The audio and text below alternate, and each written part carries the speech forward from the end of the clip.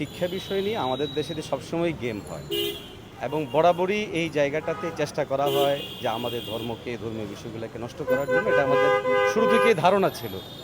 এর পরিপ্রেক্ষিতে অফিসিয়ালি যে প্রোগ্রামগুলো করা সেটা কিন্তু আমরা করেছি এবং আমাদের দায়িত্বশীলদের মধ্যে পরামর্শক্রমে ৮ জনের একটা টিম শিক্ষামন্ত্রীর সাথে গিয়ে সাক্ষাৎ করে আমাদের অবস্থান জানিয়ে দেওয়া হয়েছে।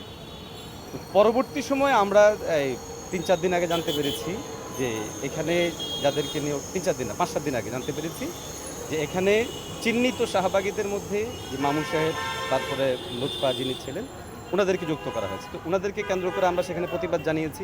পাশাপাশি যে আবু সাইদ খান যারা ছিল তারাও ছিল। সামগ্রিক বিষয়টা নিয়ে কিন্তু ওই দিন প্রতিবাদ ছিল আমাদের। এর মধ্যে যেহেতু দুজন ছিলেন মারাত্মক ধরনের শাহবাগী বইটা, ওই জন্য ওই প্রোগ্রাম ছিল এবং আমাদের দাবি ছিল যে ওরা সহ আরও যারা সমস্যা তাদেরকে অপসারণ করা। যে এই যে আজকে যে আবু সাইদ, কিছুদিন আগে আমরা দেখেছি যে একটা প্রজ্ঞাপন দেওয়া হয়েছে সরকারিভাবে, এখান থেকে বাতিল করা হয়েছে কমিটি। এরপরে আবু সাইদ বাতিল করলেও ওই যে 40 জনের যেই মূল কমিটিতে আছে ওখানে আবু সাইদ সহ আরও কিছু আছেন যাদের ব্যাপারেও মানে প্রশ্ন থেকে যায়। বিশেষ করে ধরুন আবু সাইদ সাহেব ওনাদেরকে ইসলাম ধর্ম সম্পর্কে রাখা হয়েছে। দেখুন আমাদের দাবির জায়গাটা হচ্ছে, আমরা এই কথা বলছি না যে গণিতে আমাদের কোনো আলেম রাখি, গণিত যারা বোঝেন তাদেরকে সেখানে রাখবেন। তো ইসলাম ধর্ম সম্পর্কে যাদেরকে পরিমার্জনের জন্য দেওয়া হবে, প্রস্তুতির জন্য দেওয়া হবে, সেই জায়গাটা অবশ্যই যোগ্য, বিজ্ঞ, প্রাজ্ঞ কোনো আলেম রাখবে। আচ্ছা, দ্বিতীয় কথা হচ্ছে দেখুন এখানে সরকারের আওতাভুক্ত শিক্ষাধারার বড় একটা পার্ট কিন্তু আলিয়া শিক্ষাধারা এবং আলিয়া বেজ থেকে উঠে আসা মানে শতাধিক ডক্টর কিন্তু শিক্ষাবিদ এখানে আছেন। তো ওনাদের কাউকে না রেখে আবু সাইদ খানদের মতো এই ধরনের লোকদেরকে কেন রাখা হচ্ছে, এটাই আমাদের প্রশ্নের জায়গাটা। একটা প্রশ্ন, এই যে আপনারা আপনাদের পক্ষ থেকে বলছেন আলেমদেরকে যুক্ত করার জন্য বলেছেন, তা আপনাদের পক্ষ থেকে ধর্ম উপদেষ্টা হিসাবে তো খালিদ সাহেবকে, আফম খালিদ সাহেবকে যুক্ত করা হয়েছে। ধর্ম উপদেষ্টার জন্য নির্দিষ্ট যে কাজ আছেন, ওনাকে তো সামগ্রিকভাবে ধর্ম মন্ত্রণালয়ের জন্য রাখা হয়েছে। ওনাকে ধর্ম মন্ত্রণালয়ের জন্য রাখা হয়েছে, কিন্তু শিক্ষা মন্ত্রণালয় তো ওনাকে পাশ কেটে কাজ করছে। আমাদের দুঃখের জায়গাটা এখানেই যে শিক্ষা মন্ত্রণালয় চাইলে ওনার কাছ থেকে হেল্প নিতে পারতো যে স্যার আমরা এই জায়গাটা যেহেতু বারবার একটা প্রশ্ন তৈরি হচ্ছে, তো আমরা এখানে ধর্ম শিক্ষা বিষয় যাদেরকে নিচ্ছি এদের ব্যাপারে আপনি সার্টিফাই করেন কিনা, তাহলে কিন্তু ব্যাপারটা পরিষ্কার হয়ে যেত। উলামা মাশায়েখদের আজকে যে আপনাদের মানববন্ধন হয়েছে, এই মানববন্ধনে আলেমদেরকে যুক্ত করার জন্য বলেছেন।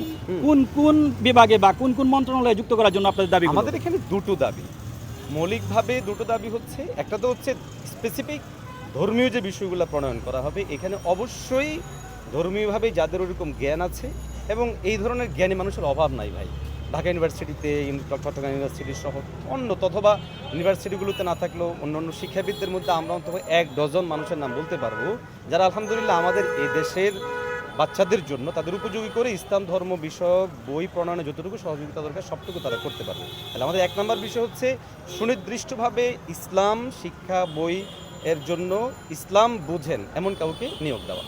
দ্বিতীয় নম্বর হচ্ছে, আমরা বিগত সময়গুলো দেখেছি যে বিজ্ঞান অথবা সমাজ অথবা সংস্কৃতি এই ধরনের বই যেগুলো প্রণয়ন করা হয়, এগুলো তো সুকৌশলে বিভিন্ন এমন জিনিস প্রবেশ করানো হয় যে জিনিসগুলো আমাদের ধর্মীয় বিষয়ের সাথে চরম হারাম বিষয়, কুফুরি বিষয়, এগুলোকে যুক্ত করা হয়। এই জন্য আমাদের দ্বিতীয় দাবি থাকবে, আপনারা সংস্কৃতির উপর অথবা আনুষঙ্গিক বিজ্ঞানের উপর বিজ্ঞানী যারা তাদেরকে নিয়োগ দেন, বাট এই বইগুলো রিভিউর জন্য এবং চূড়ান্তভাবে যাওয়ার আগে সম্পাদনা পরিষদে অবশ্যই যোগ্য আলেমদেরকে রাখেন, যাদের সার্টিফাই পেলেই পরবর্তী সময়ে এগুলো ইয়েতে ফেসে যাবে। একটা বিষয়, এই যে আজকে মানববন্ধন করেছেন, মানুষ জানতে পেরেছে, কিন্তু এই যে আমাদের দেশে যে বিভিন্ন একটা সময় আলেমরা যেতে পারতো না বিভিন্ন টক শোতে, তো আপনারা কি এইভাবে মিডিয়াতে প্রচার করার জন্য টক শোর মাধ্যমে এই জাতীয় কোনো পদক্ষেপ গ্রহণ করা যায় কিনা? অবশ্যই আমরা সেটা আপনাদেরকে আমরা এই ক্ষেত্রে আবেদন জানাই আপনাদের কাছে, আপনারা উদ্যোগ গ্রহণ করেন, আমরা স্বেচ্ছা আসবো ইনশাআল্লাহ। শুধু টক শো না, আমরা এক্ষেত্রে বিতর্ক করতেও রাজি।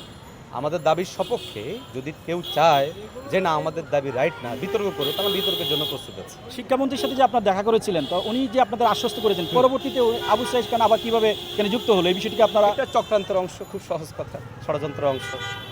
আপনারা কি আন্দোলন চালিয়ে যাবেন? হ্যাঁ, অবশ্যই আন্দোলন চালিয়ে যাব এবং আমরা এর জন্য মনে করি এখনো পর্যন্ত ফ্যাসিস্টের প্রেতাত্মাদের বড় একটা অংশ এনসিপিটিতে আছে, না থাকলে এই ধরনের অপকৌশল হতে পারত না।